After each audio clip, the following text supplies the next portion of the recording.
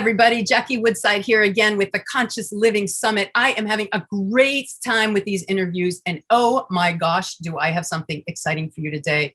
Just an extraordinary teacher, someone who's been in the game, and I don't get to say this about many people, but she's been in the game longer than I have, and I've been doing this for 30 years. And so someone who is extraordinarily well known, and I have to say, gracious. Yes, this is our take 2 at our interview, given that my dog decided to pitch a fit in the middle of the last one, and we got to graciously go forward.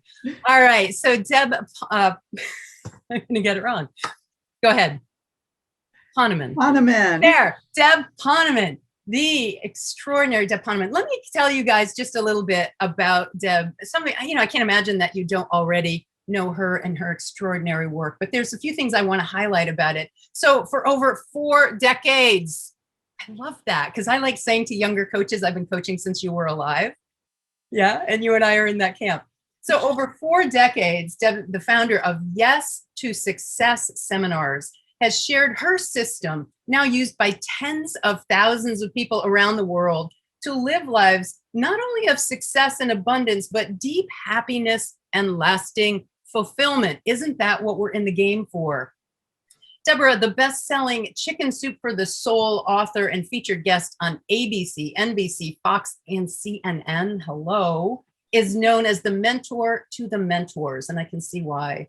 Debra's students have used her formula to become mega successful entrepreneurs, renowned transformational leaders, New York Times bestselling authors, millionaires, and billionaires. Yeah, I want to be in her circle. Even household names. So Debra has also been an in-house trainer for companies like McDonnell Douglas, Mattel Toys, Xerox Management Group, and the beginning of the 80s, when it was practically unheard of for women to be corporate trainers. Yet Deb feels that her greatest accomplishment is not only that she has helped so many live the life of their dreams, but that she has also shared with them the key to living unshakable inner silence, fulfillment, and lasting happiness. I love that. I love being in your space. I love that you're here on the Conscious Living Summit. So can you dive in right there, Deb? Because here's what I'm going to assume. I'm going to assume you didn't pop out of the womb this enlightened. I'm just going to assume that there's been a path and a story and a journey that has led you to this extraordinary, tremendous success and graciousness. So do you mind beginning there, telling our listeners a little bit about how you came to this place of being, a renowned teacher and really revered leader in the whole notion of conscious living? Well, thank you so much. You're just so kind. And first of all, we have to blame my second husband for having a name that no one could pronounce, Poneman. Poneman, my bad. But we love him anyway. That's right. Wonderful man. And he was a wonderful husband. And now he's a wonderful husband for somebody else. And as we talked about before, I am so happy to be single. Be single. Don't say that publicly. Your email inbox is going to light up now. Be careful. Well, anyway, and then I'll tell you something else that's really interesting. So I'm going to tell you about my journey. My journey actually began in the early 1970s. I actually became a teacher of transcendental meditation almost 50 years ago. So did I pop out of my mom enlightened? My mom actually says that I popped out happy. I said, Mom, what did that look like? Did I pop out and go, yeah, kind of. a little bit. But I did wait until I was 19. Now you can figure out how old I am. There you go. So I was 19 when I went to TM, Transcendental Meditation Teacher Training, in 1971. And that was when I started my spiritual path. And for the decade of the 70s, I taught TM full time, and I was an administrator at Maharishi International University in Fairfield, Iowa. I was the first director of admissions when we opened up in Iowa, and actually in the first graduating class. But by the end of the 70s, I woke up one day and I realized that woman does not live by mantra alone. I probably needed some money. And this is so funny because I thought to myself, okay, how do people make money? Because I wanted to make a lot of money fast because it was a nonprofit, and I figured, I really probably should get health insurance and car insurance, and maybe you were going to start adulting, is what you're I telling was starting to adulting, like have a car to insure, like that. Yeah. So I thought, okay, where do people go to make money? And it was almost like I, closed my eyes and put my finger on a map, but I ended up in LA because everyone looked rich to me in LA. So I figure I'll go to LA, I'll make a lot of money. Then I'll come back to Fairfield and I'll be able to have money and not have to worry about paying the bills, whatever they were. Anyway, the expression, you make plans and God laughs. Yes. Well, God had a huge laugh over me going to LA to make money because I started selling investments, because that's how I thought people make money, right? Right. Some people did, not me, but right. So I started selling investments. These were the days before you only did what was your passion. For me, it was like, I don't care what my passion is. I'm just going to make money. I'm just going to make money. My passion was teaching meditation. But one day, as I'm like dismal failure at selling investments, I was invited by a colleague to what did he call a workshop? That's what they're called, workshops, right. A money workshop. And I walked in, and this was 1980. And the guy is talking about the law of attraction. And he said that however we vibrate, that's the only thing that we could bring into our life. So if we're always talking about how poor we are, how we're never going to get out of debt, if we drive through Beverly Hills and we go, oh, I wonder who they scammed to make that kind of money, we will never be able to vibrate prosperity into our lives. Same thing with success. And then he said things like, and if you want to make a lot of money, think about how you could help other people make money, how you could support people, how you could mentor people, how you could give people ideas, how you could uplift people. And he also said that when you do go to Beverly Hills and you walk down the street, if you want to be a magnet for money, instead of saying, I wonder what that person did, say, that's for me. You see someone's Bentley, that's for me. I had never heard this before. This is decades before The Secret made the law of attraction popular, decades before Esther Hicks made the law of attraction popular. This was barely 1980.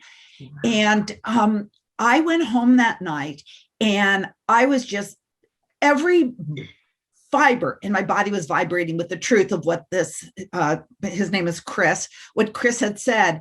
And I went to sleep that night, and I woke up in the morning with a start, and I woke up my then husband. I've had a couple. His name was Mark, and I woke up Mark, and I'm like, Mark, yeah, I know what I'm going to do with the rest of my life. He's, oh God, can't you wait till 8 o'clock?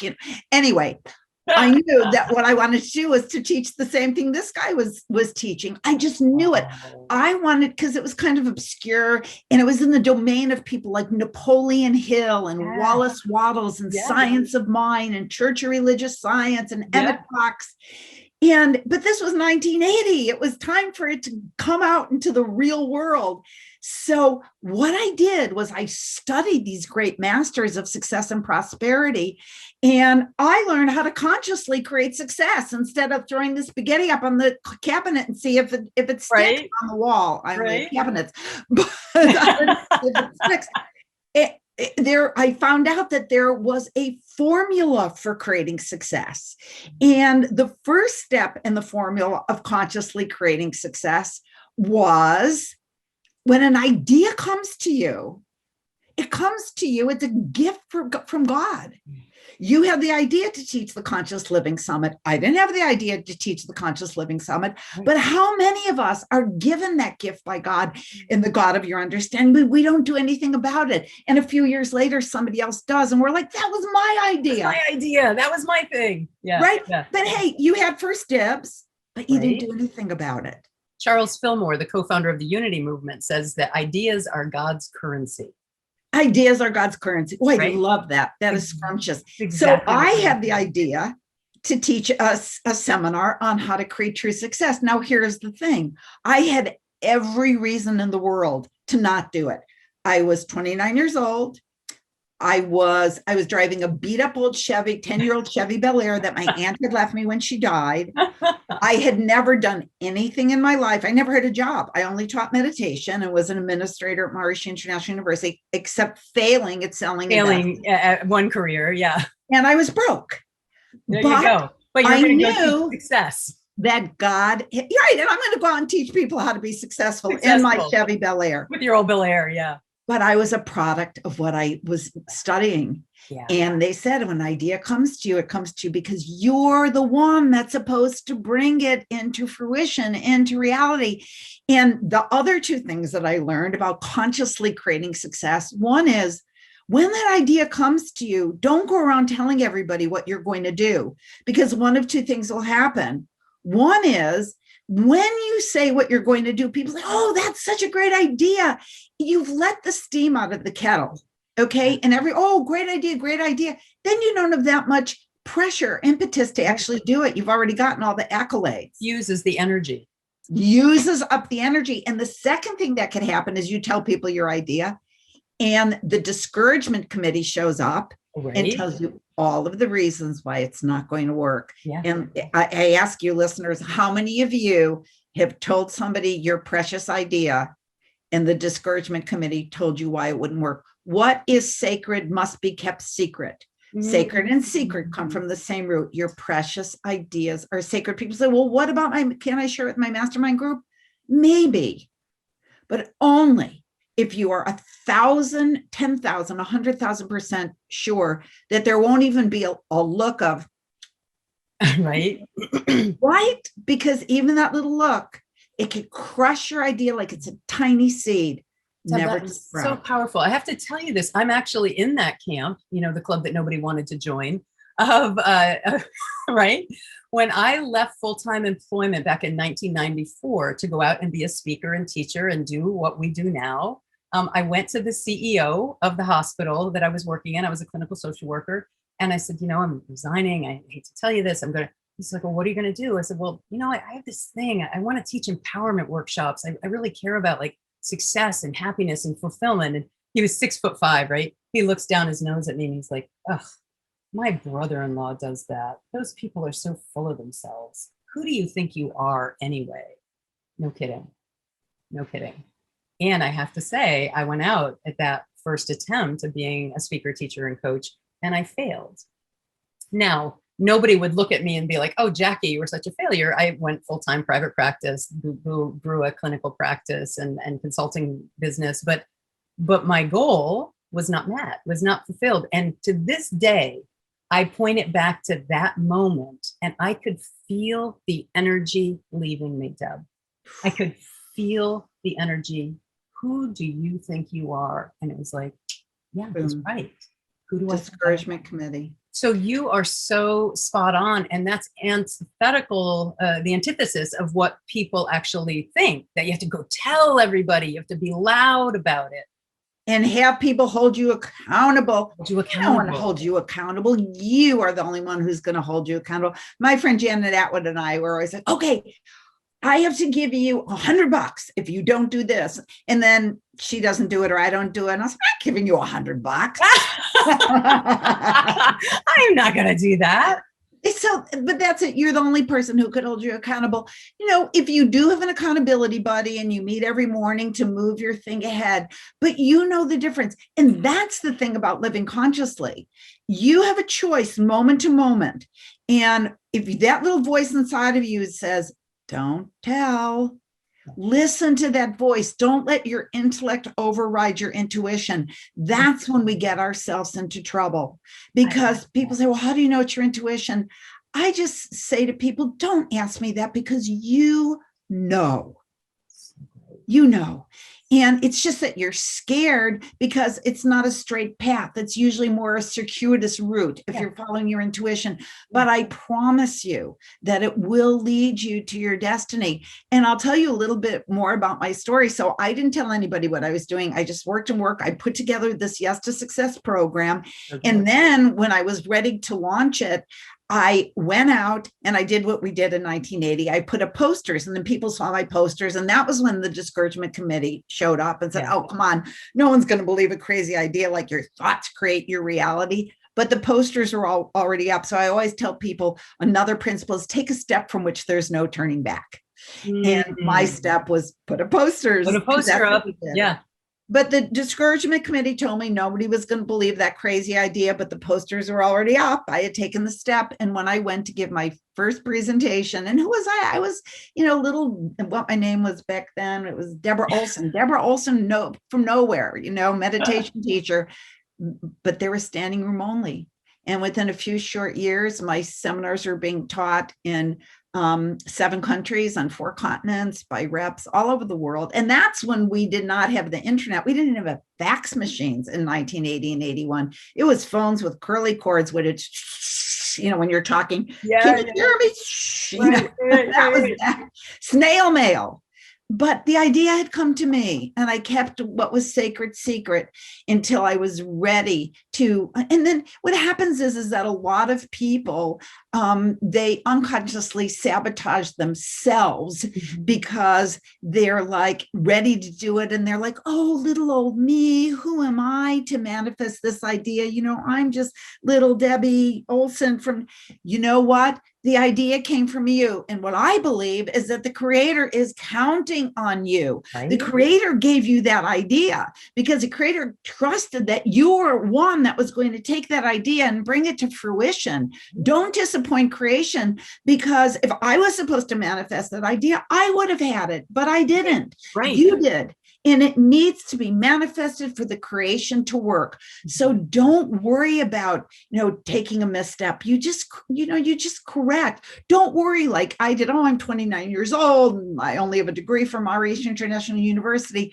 I took that step from which there's no turning back. And it became an international phenomenon because I used the principles that I taught. And just don't betray yourself. Don't give up on your idea. And by the way, there are going to be plateaus. It's never straight up. Come on. Right. I've had so many disappointments. I could write a book about the disappointments. Maybe you should. Right? Really. But, so you have the plateau and then you keep on going, but don't give up before the finish line. One of my favorite stories is about Florence Chadwick, the woman, she was the first woman to swim the English Channel in both directions. Yeah. And then when she swam from Catalina Island to the mainland, the story that she gave up. Oh, half a mile. After swimming for 10 hours, she gave up half a mile before she reached the shore because she couldn't see her destination. Sometimes your destination is obscured by, this, that, and the other. But if it's your dream, it's waiting there for you. It's your gift that was given to you by the creator. So much to pull out of this, Deb. You are just a phenom. I love everything you're saying. Our teachings are so aligned. It's phenomenal. So you're not saying this, but I want to cull it out of what you're saying, that conscious living is sacred. Like you're using the divine, you're using the creator, you're using creation. The idea that you get is yours. It's for you. So, and I teach the same thing, that desire is the direct communication from God of how to use your life force energy and how to evolve humanity. So, ideas and our desires, that which stirs us, inspiration, the spirit within you, enthusiasm, entheos, God within. When you feel that enthusiasm, when you feel that inspiration, that is your cue. And exactly as you said, people be like, oh no, not me, because, and I love what you're saying about don't put it out, don't tell people, because it diffuses the energy. And, you get the shitty committee that will show up and tell you why you shouldn't be doing it. So say a little more about that, because, again, what I was saying to you before we got on the recording, one of the reasons that I am so passionate about this topic is that I feel that conscious living over the evolution of the teachings in the era that we're in is kind of getting devoid of the sacred and of the spiritual. Maybe a little bit the secret. Oh, you can pass the test. You can have the car. You can have the house with the pool. Okay, but it's not that. So So say a little bit more about that, if you don't mind. Marry them together again for me. The sacred and conscious. Like how does that relate for you? Well, you know what, Jackie? When you are doing what you were put on earth to do, what is more sacred than that? I mean, think about it. That's the highest spirituality, Right? when you are doing your piece of the puzzle, right? And the gifts that you were given, I always loved to speak. I always loved to write. I was the first one to raise my hand, to give the Yeah. speech. But I have no musical talent. I have no dance talent. I have no, people who are like engineers, or Yeah. I just can't Cooks. even. I can't. I'm the same way. I Books, can't cook. I can't fix things. I don't do finance. I can't do music. I can no. talk. That's all I can do. I could talk, but I mentioned my friend Janet Atwood. I was with her. We gave a 9-day course for a small group of women, and we decided we just wanted our energy in this place. So she did the cooking, and I would sit there with my mouth like, Right? how would she do it? She would make something spectacular out of nothing. It's a gift. So we use our gifts. We weren't given our gifts randomly. But one of the things that I hear from people is they say, but I don't have a gift. And the truth is that you do, because everybody has a gift. And if you don't know what it is, I always tell people to do this technique that I learned from Napoleon Hill. Napoleon Hill and Think and Grow Rich, he calls it sitting for ideas, but I call it sitting for guidance. And it's really just tapping into your higher self.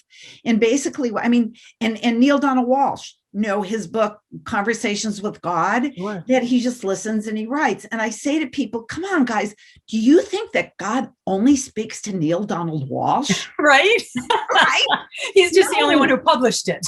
Right. He speaks to you. She speaks to you every minute of every day. The difference is that Neil Donald Walsh sat down at his typewriter and typed out the messages that came through. Yeah. I invite you to do the same thing. If you don't know what your gift is, if you don't know what you were put on earth to do, you sit down, or you can sit at your computer and just write across it and just send up a prayer.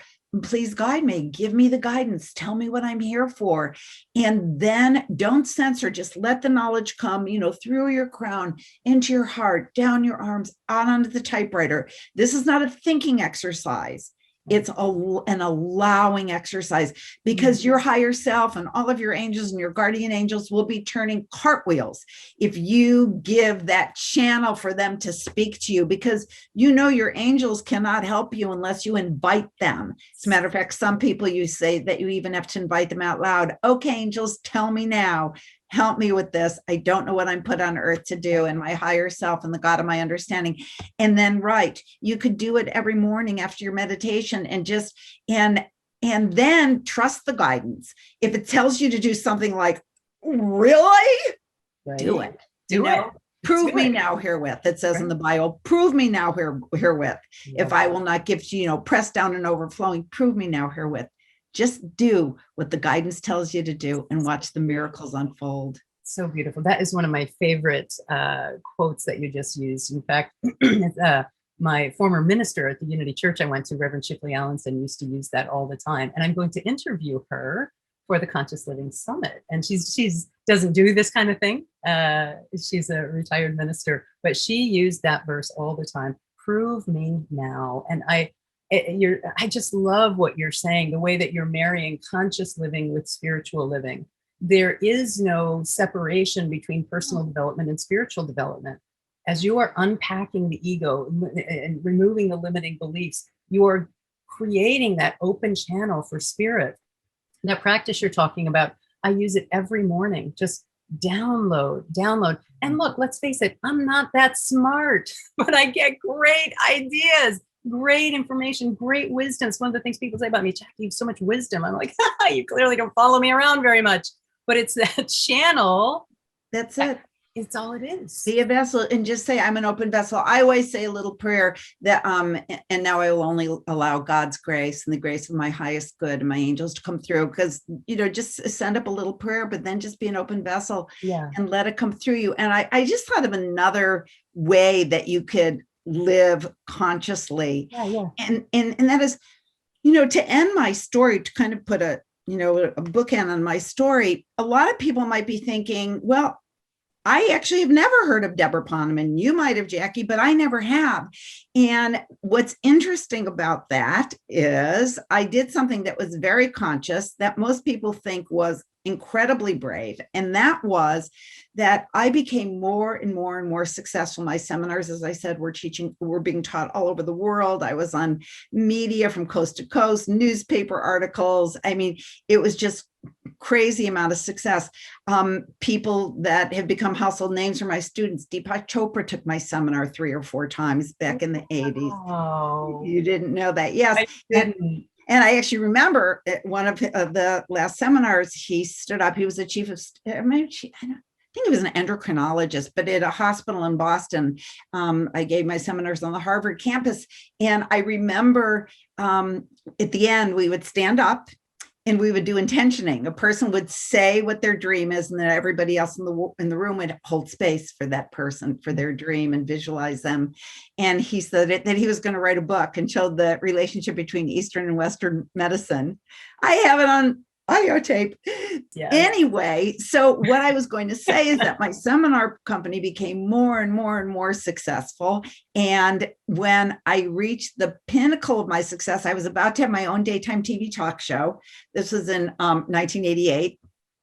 And my Yes to Success book was in the hands of actually a couple New York publishers who wanted to publish it. And in a heartbeat, I gave it all up. The seminars, the book, the TV show, everything, just boom. And people are like, what happened? And I'm like, no, I didn't, nothing horrible befell me. What it was that what I teach people is that you have to follow your heart. What I teach people is don't let your intellect override your intuition. What I teach people is if you do what your heart is telling you, what your guidance is telling you, even if it seems completely antithetical to your goals, go with the heart and you will always end up at your destination. And I gave it all up because my daughter was born. And I took one look at her and I thought, new goals. And I gave it all up overnight, and I became a mom at home. I stayed at home with my kids for 20 years. Did you really? I did, because my son was born 3 years later. And people say to me, like, when I said that I was giving it all up, they say, have you gone out of your mind? Right, you're at the pinnacle of your career. Right. And I was supposed to do a tour in Southeast Asia. And I remember this guy, Chiang, he called me because I heard the baby was born. Let's get the tour on the books. I said, Chiang, you're going to have to call me back in 18 years. And then it turned into 20 when my son was born. But people said, have you gone out of your mind? And I always say, absolutely. Right. I went right out of my mind and right into my heart. Wow. And conscious living is about following your heart, because your mind, it gives you messages based on your old hurts. What were you told when you were a child? What were you told you were not and you would never be and you will never do when you were a child? And your mind is acting upon all of those impressions, but the heart is pure. And if you sit for guidance and you listen to the answers through your heart with bypassing your mind, that's when you're going to get the greatest guidance. And my mind told me I was out of my mind, and my heart told me, hey, that if I follow my heart, I didn't want to leave that little girl to go to the bathroom, let alone to go to Singapore, right? Wow. And so I gave it all up. And you know what? 20 years later, when I was ready, actually, my friend Janet, that was getting a lot of airtime here. She deserves it. She's incredible. Amazing. The passion test, of course. Right. But Janet, one day, she says to me, Debbie, I say, Janny, she said, when are you going to stop pretending that your kids still need you and get back on the speaking circuit? Wow. And I said, no, they do me. They were like 17 and 20 at the time. And I said, no, they need me to read them Harry Potter to sleep. No. Oh, Oh, right. But she said, but she said, stop pretending that your kids still need you. And I really thought about it. And I thought, do we ever know that our kids need us? No, I know incredible kids that were raised by grandparents and nannies and the foster system and, parents who work full time, and they are magnificent. And, but it was I who needed them, because to me, it was like one, I love you, mommy, was worth more than 1,000 standing ovations, right? That is so beautiful. Your kids are very blessed to have chosen you to be their mom. But the truth was that they were probably ready to have me stop hovering. Yeah. And they were probably like, yeah, mom, we got this. We got this. And the other thing is, they loved when I did something that when I was on the stage, or I, wrote a book or this, because I wrote Chicken Soup for the American Idol Soul when I was still home with the kids, which is another great principle of conscious success. I'll tell you about this. One of the things that I learned early on, a great success principle, is to consciously remind yourself to treat everybody as the most important person in the world. The person standing in front of you at any given moment is the most important person in the world. And don't judge them because they have, funny glasses or weird hair, or their tie is crooked, or they're too short or too tall or too fat or too thin, or the color of their skin. That person is a representative of God on earth, and you treat them that way, and you never know. And one such person that I treated that way, who was this bouncy little college student who wanted to be my assistant. She came to one of my seminars, and I want to be your assistant. And she quit graduate school to be my assistant, is Marcy Shimoff. Oh, get out. You didn't know that either. Oh, my God. I'm just full of surprises New York today. Times bestseller, Marcy Shimoff. Yes, multiple time New York Times bestselling author and an angel. And she and I started Your Year of Miracles together. Yeah. But here, there are a few principles here. And then how many years later, 15, 16 years later, she was under contract for Happy for No Reason. Yeah. The Chicken Soup people asked her to write Chicken Soup for the American Idol Soul, and she couldn't. And they said to her, do you know somebody who's a great writer but knows Chicken Soup backwards and forwards? Now, listen to this, Jackie. This is number one. She remembered that I treated her as the most important person in the world, that I gave her a job, and I started her out on her speaking career. Her first speaking engagement was when I got sick and she had to go speak in New York. We were living in LA at the time. And so when they asked her to write the book, she said, I have somebody perfect for you. But the other thing is, they wanted someone who knew American Idol backwards and forwards. What do you do when you're home with your kids? When you have your tweens, watch American Idol on Tuesday and Wednesday night.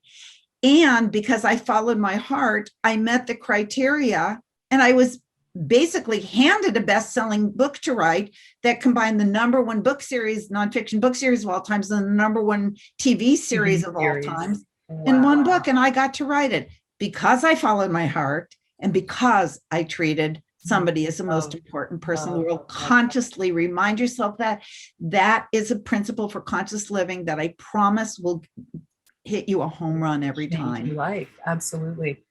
Deb, I could spend hours interviewing you. You are really, I want to affirm this to you, and I really hope you'll open your heart and take this. I am in the presence of a master. Oh. Yeah, I'm in the presence of a master. And the gifts that you are giving, I have a million more questions for you, but I also want to honor your time. Well, let me go a little bit further, because I just can't give this up yet. So you said something that I just have to come back to. You said, don't let your intellect override your intuition. I love that. I actually teach a model of the kind of the lowest level of decision-making is just emotion. Oh shit, I don't feel like it. Or like, oh, I got it, I'm pressured, I got to get that done. Like being driven by emotion is probably the lowest level of human functioning, not just by pure emotion. I don't mean that emotion's bad, but so how do you transcend that? Well, by using the intellect, learning to think things through, step back, rationalize, reframe, talk back to yourself, use your higher mind. And yet there's still a higher level of living, which is just tapping in to inner knowing and intuition. So this is why I say I'm in the presence of a master.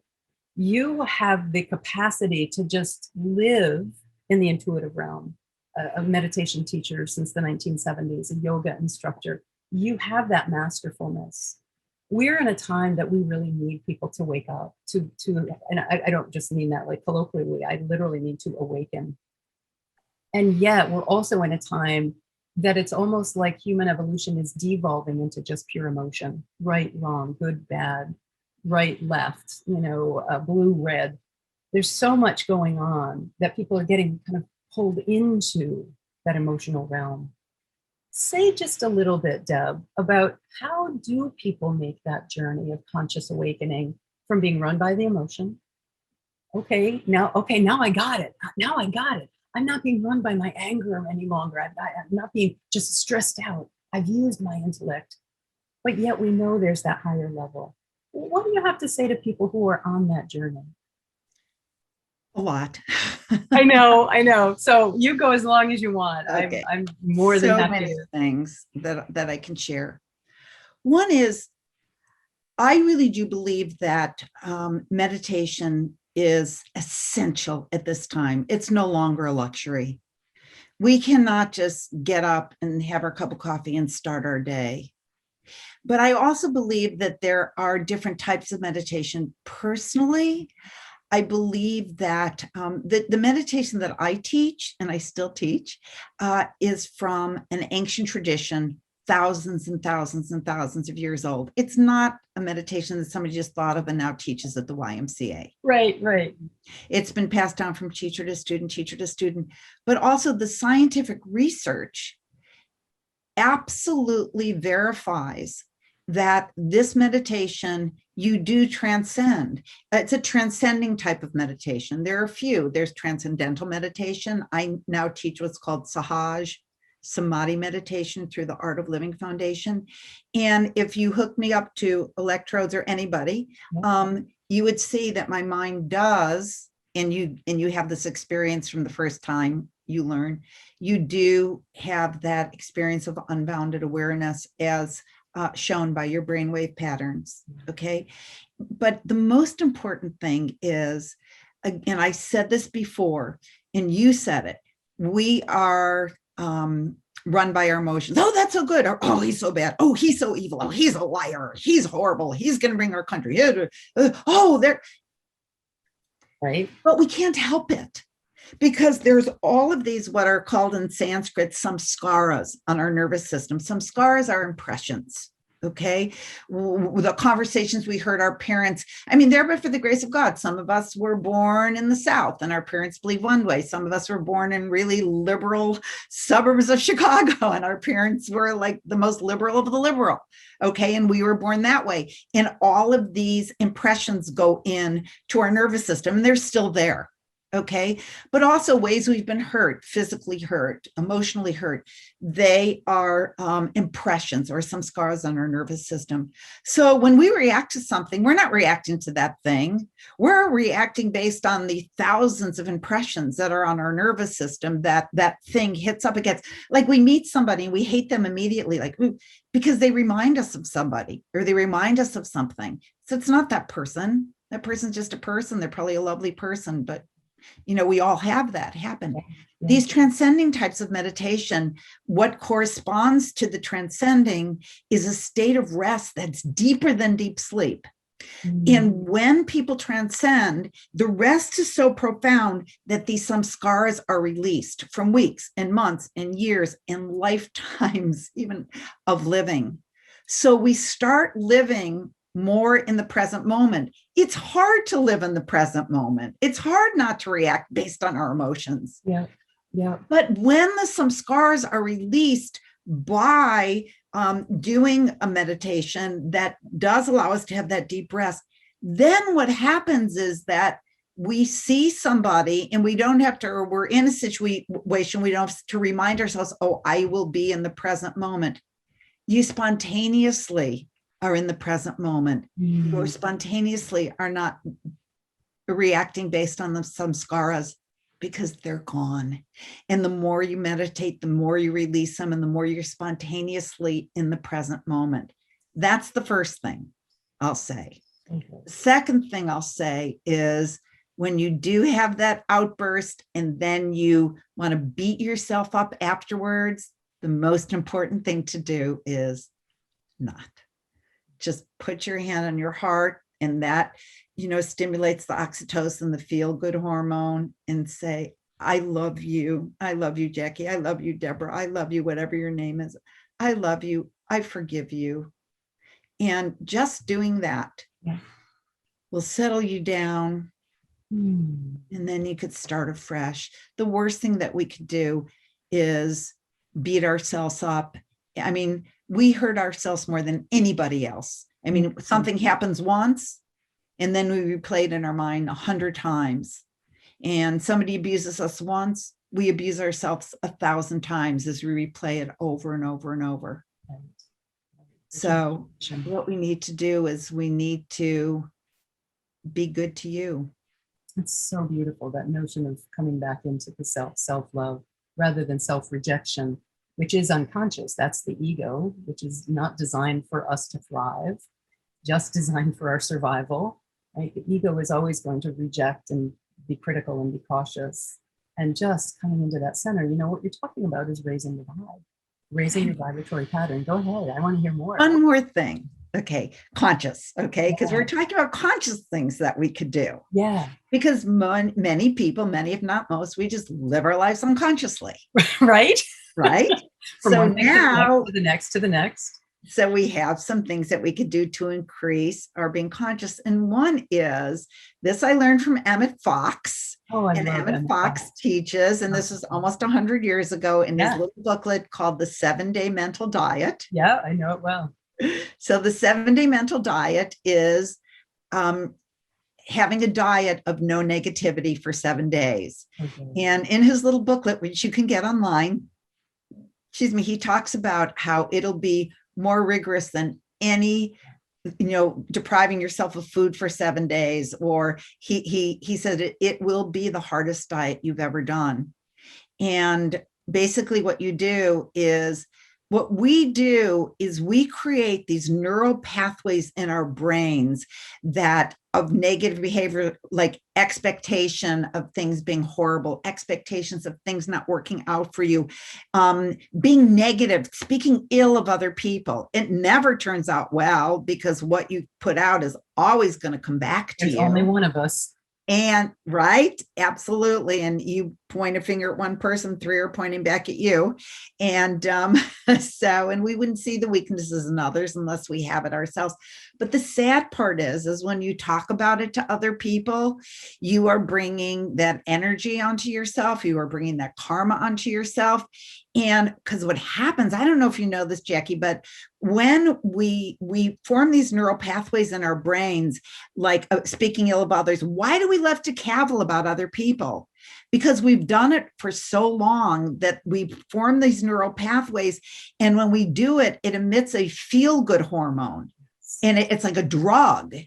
And even though it really harms us in our lives, we're addicted to the chemicals that are emitted when we speak ill of others. So what we have to consciously do if we want our lives to work is when we hear ourselves being negative, you think of a word, stop. I say cancel. Okay. Back to Marcy, out of everything I taught in my 3-day Yes to Success seminar, the thing that she says that she loves the most is cancel. And then you replace it with of something you do on in your life. Like, oh, that woman, she's such a bitch. And, why would any man want to be with her when you're thinking, God, why doesn't any man want to be with me? So anyway, right. Instead you say, you know what? She's a really good mother. Her kids really love her. Think of something good to say, because then what happens is then that goodness comes back to you. And the more you do that, then you create a neural pathway that it feels good when you say something positive. And then you find that you have now consciously created that vibration in your life where good vibrates into your life. Then you connect with that. Instead of, because like a tuning fork, if a tuning fork is F sharp, B flat cannot vibrate in. Right. If you are always saying bad things about people, goodness cannot vibrate in. You're a match for that badness that you're pointing out. An energetic match. Cancel, and start consciously creating that new neural pathway, and you will see your life get better and better. And go online and get that 7-day mental diet, and don't take it lightly. Take it seriously. Emmett Fox was certainly a masterful teacher. You as well are a masterful teacher. Where can people find you online? And thank you for the free gift. You're giving an ebook to all the people on the summit. Say a little bit about that. And then where can people find you, Miss Master, that I am just so honored to be with? Go ahead and tell people. You are so kind. And my website is yes2success.com. Very easy. It's YESTO. Success.com. That's where you find all of my courses. And of course, the other course I teach called Ageless, in honor of turning 70 any day now. Celebrating you. Celebrating me. So I teach a course called Ageless, and this is really me. Right? I teach a course called Ageless because people would always ask, how do you do it? And I thought, you know what? There are things that I do. Yeah. There are things that I do with my diet. There are types of exercise that lengthen your telomeres, so they keep you young. There are types of sleep, going to sleep at the time when your human growth hormone is at its peak. So I thought, okay, I'll go ahead and teach a course. So I have my Ageless course, I have my Yes to Success course, and my free gift. I love this free gift. Thank you for asking, because remember when I had my Yes to Success book in the hands of a New York publisher, decades and decades ago? Yes. Well, ever since then, people are saying, well, when are you going to write that book? When are you going to write that book? But I don't know. I'm not in the mood to write a book. You don't have that idea. It's not coming through you. So what I did is I took the most juicy parts of what I teach, and I created an ebook called The 5 Secrets to a Life of True Success. And that's the ebook that I'm happy to give to your people. So great. And just what they'll get out of that for free is so powerful to just change people's lives if they take that inspiration and express it through their lives, their choices, and how they decide to live consciously. Yeah, and really it is. I think it's 5 secrets. I think all 5 secrets could easily go in the category of 5 ways to live and to love and to thrive and to succeed consciously. Beautiful. Last question I'm asking all of our wonderful speakers. What's your hope for humanity? Okay. Well, we all have the same hope, which is that everybody thrives and everybody knows how precious they are and everybody knows their value. But I can't help it. I have to tell one more little anecdote. Okay. So sometimes we feel helpless. Yes. We see somebody wrongly incarcerated for 30 years. And we think, how could that happen? How could it even beautiful be? Documentary about exactly that. How could it even be?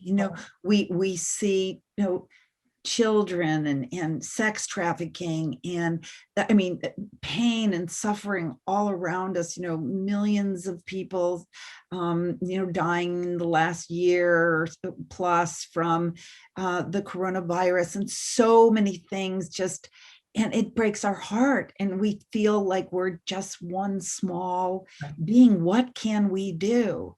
But what we don't realize is that every single act we do makes a difference. And the analogy that I love is there is a rabbi, Rabbi Ashlag, and this was actually hundreds of years ago. And one day he said to his students, go get me those scales of justice, get me the scale. And he put it down on the table and he said to students, now I want you to put equal amounts of sesame seeds on either side of the scale. And then he said, now the scales are balanced. And he said, this is the world at this moment. There is a balance between good and evil. There is a balance between an age of enlightenment and an age of destruction. And he said, but don't feel helpless, because every time you do an act of kindness, give a compliment, give a shoulder to cry on, tell somebody how wonderful they are, build somebody up, help somebody out. even just letting somebody in traffic, holding a door for, somebody with a walker, or a mother with a baby carriage. You are putting a sesame seed on the side of the scale that's going to bring about an age of enlightenment. But every time you do, when you're mean or you're angry or you hurt somebody consciously, or you make somebody feel guilty, or or even your vote against equality and letting people have the right to vote, the right to be, their inalienable right to life, liberty, and the pursuit of happiness, you are putting a seed on the side of the scale that's going to bring about an age of destruction. And then he said to his students, if there are equal amounts of sesame seeds on each side, how many sesame seeds would it take to tip the scale either way? And the answer is one. And how do you know? It's not your act of kindness that's going to bring about an age of enlightenment. So we are not helpless. Everything we do, and now we know from your beautiful summit that we can do it consciously. We can take a pause, we can breathe. Do I really want to put a seed on the side of the scale that could bring about destruction or an age of enlightenment? And it's your choice. Wow, wow, wow. I could not be more grateful that God creation gifted me with this idea of the Conscious Living Summit so that I could reach out to you, a masterful teacher, and that we could share this message with all of our listeners throughout these days at the summit. So thank you. Thank you. I'm beyond humbled to be with you, to be your friend, your colleague, and to bring you forth on the Conscious Living Summit. Thank you for your contribution, your wisdom, your generosity, and the difference that you're making in the world. And thank you to you. Thank you for listening when the God of your understanding whispered in your ear, Conscious Living Summit, because it's such a gift to humanity, and you're a gift to humanity. You're such a gorgeous soul. So it's been an honor to be on a part of this. Thank you.